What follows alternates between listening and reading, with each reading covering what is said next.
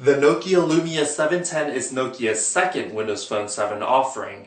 Introduced alongside the Nokia Lumia 800, which we had previously reviewed at gottabemobile.com, the Lumia 710 represents Nokia's mid-range offering and is the lesser expensive of the two models. I'm Chang Wen for Gotta Mobile and Notebooks.com. Please join me in this video review of the T-Mobile USA variant of the Lumia 710, which is marketed as the carrier's 4G HSPA Plus Windows Phone 7 Mango version. So before we take a look at the Nokia Lumia 710, let's go ahead and take a look at the retail packaging box for T-Mobile USA. Here in front of me I have this box that the phone will ship in. And it's a longer box than most phones. Once you lift open the box opens up in two halves. You do have this tray where the Lumia 710 will sit upon when the device ships. Once you lift up the tray, you'll find inside the top portion of the tray, you'll find that there's a micro SIM card for T-Mobile USA's AWS 4G HSPA Plus network, a getting started guide which is available in color and will help you get acquainted with your device quickly. There's also a recycling sticker which you can affix to any box or envelope and send your old phone in for recycling and keep harmful chemicals out of the waste. A product safety and information guide along with the terms, conditions, and return policy are also included. Just underneath the top tray, you do have a bare minimum of accessories. Here we have the US wall charger, which is a USB wall charger, in which you can connect your device to the USB wall charger with the included USB to micro USB charge and sync cable. You can also use this cable to connect the Lumia 710 to your computer to charge and sync your phone that way as well. On the computer, you'll need to download the Microsoft Zune desktop software, which will allow you to sync content onto your phone, including music, videos, pictures, and other content. Let's go ahead and take a look at some of the hardware features of the Nokia Lumia 710 for T-Mobile's network. On the front of the device, you do have a 3.7-inch LCD touchscreen. Comparing that to the Nokia Lumia 800, which has a domed, curved Gorilla Glass AMOLED-based touchscreen panel, which uses a Pentel subpixel arrangement and Nokia's clear black display. The Lumia 710's touchscreen is a little bit more pedestrian. It actually is a flat surface and isn't a dome surface, unlike the Lumia 800, and uses an LCD technology rather than AMOLED. However, Nokia did employ the clear black display technology on the 710, so you do have that deep dark blacks and the rich and vibrant colors as well on this LCD touchscreen. Both the 800 and the 710 have a resolution of WVGA, or 480 pixels wide by 800 pixels long. So the resolutions are the same, it's just that this touchscreen is LCD versus AMOLED, and unlike the Gorilla Glass on the Lumia 800, you do have a plastic cover here, or plastic panel on the Lumia 710 to help keep costs down. At the top of the touchscreen, you do see this little hole or portal. Unfortunately, that's not a front-facing camera and is either the ambient light sensor, which helps to automatically dim or brighten the screen depending on the ambient lighting conditions around you. It's either that or the proximity sensor. In the middle, you do have the earpiece speaker, and then you have the Nokia logo here in the top center. Towards the bottom of the device, you do have three physical hardware buttons. These are hardware buttons unlike the capacitive touch buttons for Windows Phone navigation on the Lumia 800. So here you do have the back button, the home or Windows button, along with the search button. When I first got the device about a week ago, the middle home button was a little bit harder to depress, but after using it in about a week's time, all three buttons were equally responsive and were easy to access and aren't as stiff anymore. At the bottom, you do have the T-Mobile logo, and then you do have a microphone port here towards the bottom edge. Let's go ahead and take a look at the top of the device. At the top, you do have the exposed micro USB charge and sync port. You do have a 3.5mm headphone jack in the center, and towards the right hand side you do have the power button, which toggles the screen on and off. On the right hand spine, there are the volumes up and down button along with the dual stage camera shutter button. What's interesting is that the dual stage actually isn't quite as apparent as that on the Nokia Lumia 800. You actually just have to press in very lightly to get the camera to focus, and then press in harder to get the camera to actually activate the shutter and capture your image. Even when the screen is off or from any touch screen, if you press down and hold the camera button for a few seconds, it will activate the camera mode. If you just lightly tap in, you can get the phone to focus, and then if you press in harder, you can get the camera to snap your picture. We're going to go ahead and go into deeper details with the camera in just a second. Let's go ahead and take a look at the back side of the phone, which is encased in this plastic, but it has a soft touch rubberized material, which makes the phone easier to hold and is more comfortable and ergonomic. At the top center, you do have a 5-megapixel camera that can record videos in 720p HD resolution. There's also an LED flash along with a secondary noise cancellation microphone.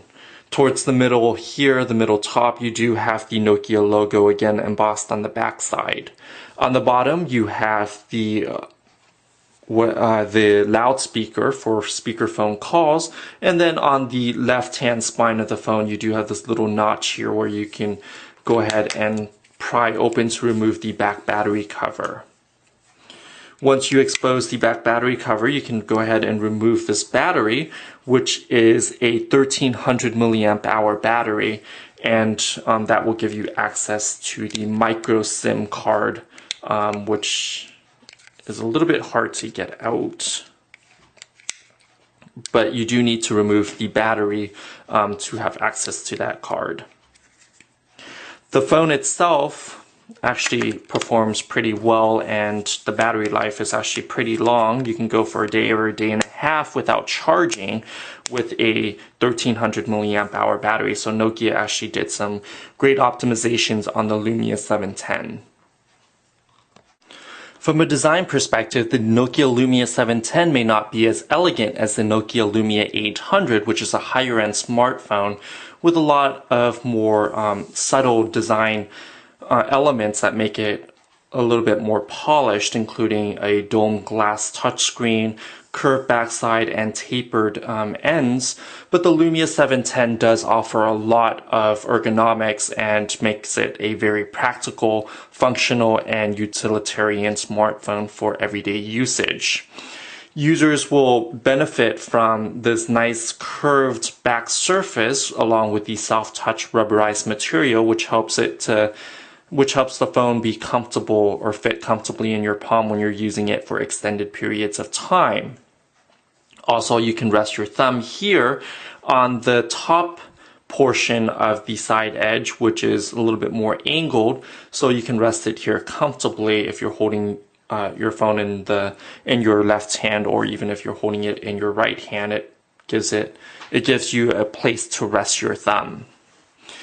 From a design perspective, both the top side edges that are angled and the angled top and bottom portion of the Lumia 710 will hark back to some of the design aesthetics of the Symbian-powered Nokia Astound, which was released on T-Mobile USA's network about a year ago. So here on the Astound, you do have the same kind of bevel top edge surface on both the right and left hand side. You have this dramatically angled top and bottom portion, and then a slighter curve to the back side, which is more pronounced on the Lumia 710 and gives it a more modern and robust feel.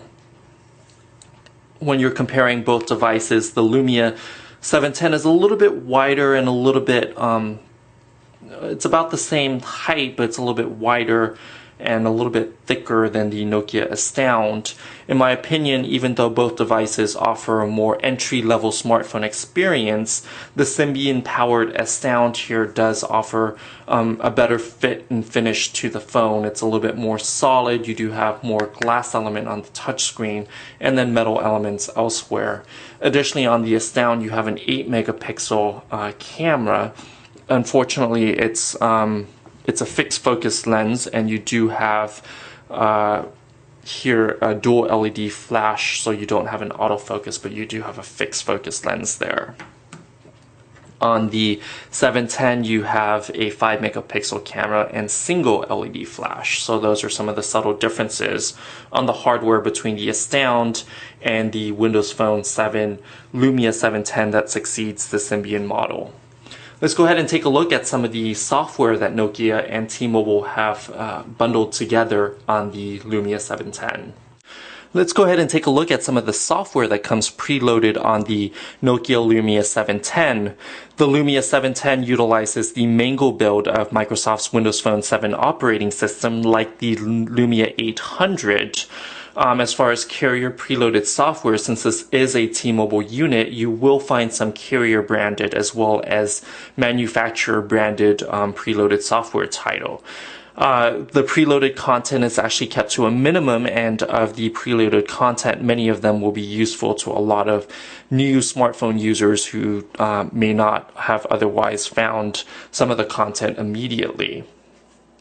From the carrier side, you do have a T-Mobile My Account app or hub here, which will give you access to your voice and data minutes and your carrier cell phone plan.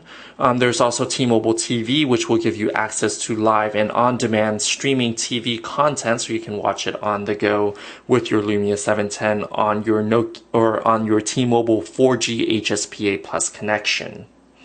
Other content that's been preloaded from the carrier side includes Slacker Radio, which will give you access to internet radio. There's also Telenav GPS, which will give you turn-by-turn voice-guided GPS navigation. Telenav, however, requires you to be connected to an internet connection. So if you're worried about your data plan usage, or if you're using your phone in an area without internet connection, you probably won't have access to GPS through Telenav service. There's also a Netflix app, which does require a subscription to Netflix, and that will give you access to streaming movies and TV shows. From the manufacturer side, or from the Nokia side, you do have a few preloaded apps. Most notably, you do have Nokia Drive, which will give you both online and offline voice-guided turn-by-turn GPS instructions. So this app, you can go ahead and use it in an area with or without internet connection. If you intend on using it in more remote areas where you don't get T-Mobile service, you can go ahead and download or pre-download the maps and store it on your device ahead of time. If you want to conserve the 8 gigabytes of onboard storage, then you can go ahead and download the maps as you go. Here the maps are dynamically downloaded. I haven't downloaded any maps so far. But as we scroll around, you can see that T-Mobile we're connected to the T-Mobile internet, which should download more streets as we go along.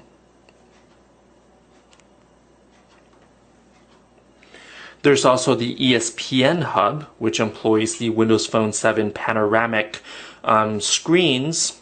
You'll see that in just a minute.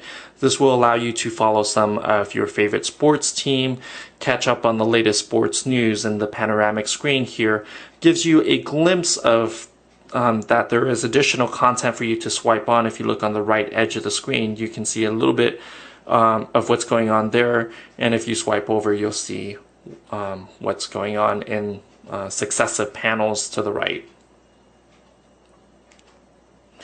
Nokia also promised its own internet radio app called Nokia Music. That app is nowhere to be found on this device and isn't yet available on Windows Phone Marketplace at this time, probably due to the rights being negotiated for streaming music in the US. Nokia Music will allow users to access internet radio, have curated stations, and also to download some of that music content to take with them. in areas where they don't have internet connection, or if they don't want to use up their data plan allocation, so that way you can have music whenever you go. On the device, since this is a Windows Phone device, you do have access to Microsoft's subscription-based Zune content, so you do have Zune. And what's nice about these hubs is that not only will it aggregate just your Zune content here, but it will scan what apps you have downloaded on the phone and aggregate it into the music and video hub. So third-party Slacker radio app is here, and once Nokia Music is available, it will probably be in the music and videos hub. Marketplace for mobile is a great place to find additional apps and content. You can also find music and videos as well here, along with podcasts and games. So this is the official Microsoft software or application store for Windows Phone.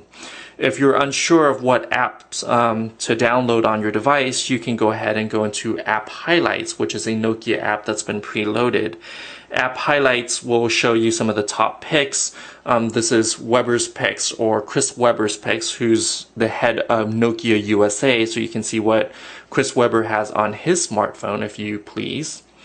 There's a starter kit, which will give you some app suggestions to have on your phone when you're just starting out, and then just additional content that you may want to download on your phone. If you swipe the home screen over to the right, you'll see an alphabetical list of apps here. So all your apps will be displayed here, and then you can pin your favorite apps or hubs to your home screen. These are tiles, and then you do have little hubs here. So for instance, all your music will be in, or all your music and video, as we have seen, will be in the music and video hub. All your games will be in the Xbox Live hub. So they won't be, you won't see a separate Angry Birds icon or listing on your app menu, but you'll see it in your Xbox Live hub, for instance. Let's go ahead and take a look at the camera. The camera itself is a 5 megapixel camera, and it does offer autofocus on the Windows Phone 7 platform. It's just a standard software that Microsoft employed, and isn't any special Nokia customization. There's a dual stage hardware camera shutter button, or you can use tap to focus to tap and focus and then capture the picture all in one tap. What I noticed on this phone compared to the Lumia 800 is that you can actually get in a lot closer. You can actually have the camera closer to the subject that you're trying to take a picture of, and it will still turn out to be clear. On the Lumia 800, you do have to be a bit further away from your subject to have focus. So it's a nice thing about the Lumia 710 is that you can actually be closer, or have your camera closer to the subject and have a clean, crisp image. Images were a little bit on the yellow or warm side on the Lumia 710, as opposed to having a slight green tint on the Lumia 800's camera, and that might be due to the software, and you can always correct for that in a photo editing software.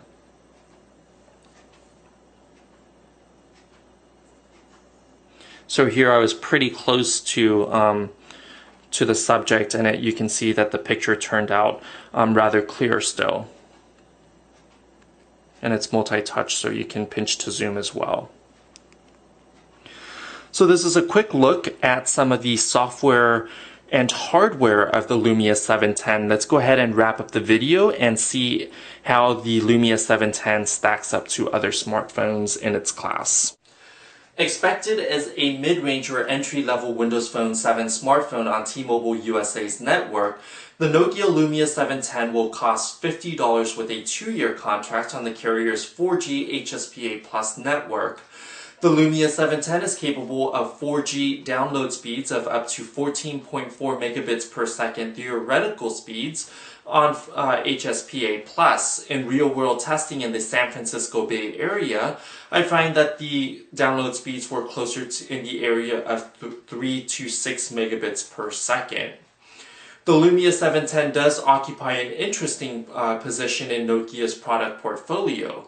While it's being marketed as an entry-level or mid-range offering, the Lumia 710 does best its bigger brother, the Lumia 800, which you can also find a video here that we've done to review the higher-end offering on YouTube. In terms of specs, the Lumia 710 and the Lumia 800 share the same 1.4 GHz Qualcomm Snapdragon single-core processor. The Lumia 710 does have 8 GB of onboard storage, whereas the Lumia 800 has 16 GB. Both devices, thanks to the integration with Microsoft's SkyDrive cloud storage system, will have an additional 25 GB of internet cloud-based storage for users to access.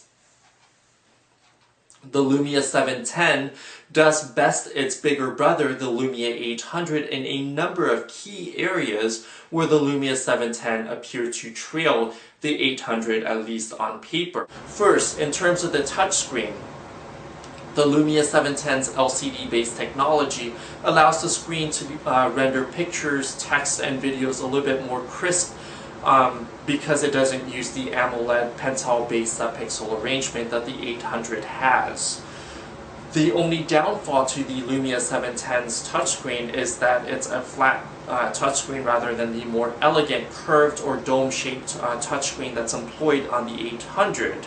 That said, the flat surface will make it less prone to scratches, and the only downfall to the Lumia 710's touchscreen is that it's made out of plastic rather than glass. In terms of construction, the Lumia 710 doesn't offer the same sleek, modern, and minimalist unibody polycarbonate construction that the Lumia 800 has. However, the 710 does offer better ergonomics and is less prone to slipping out of your hands because it has a soft touch rubberized coating that will allow users to better grip the device. So you'll see the phone, you'll be less likely see the phone slipping out of your hands in daily use.